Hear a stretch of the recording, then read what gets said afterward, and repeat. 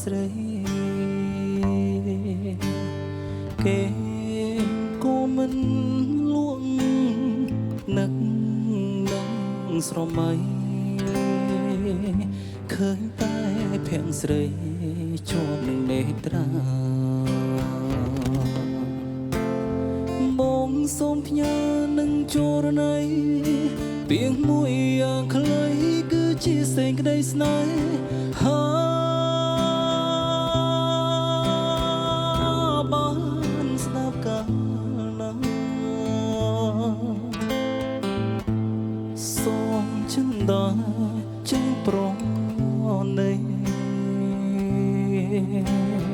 សូមចិនថ្លៃ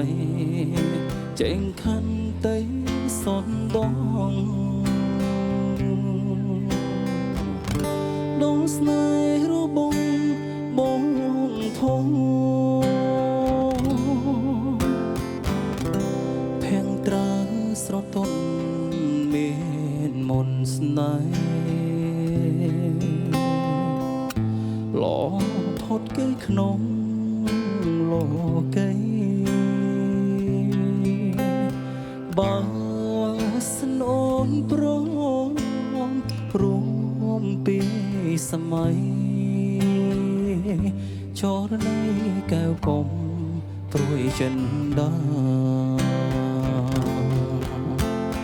បងសូមច្រៀងចម្រៀងស្នេហ៍ច្រៀងធ្នមបំពេប្រលឹងដែលរៀមស្នេហ៍បា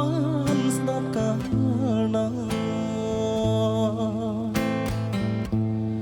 សូមចិនដាចេញប្រណីសូមចិនថ្លៃចេញខន្តីសនដងដល់ស្នេហ៍របស់បងផង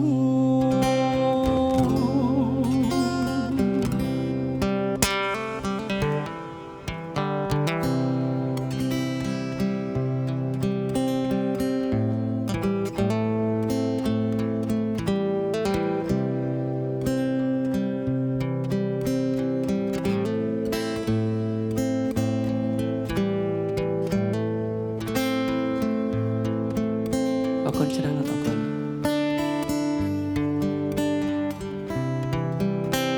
គុណច្រើនបង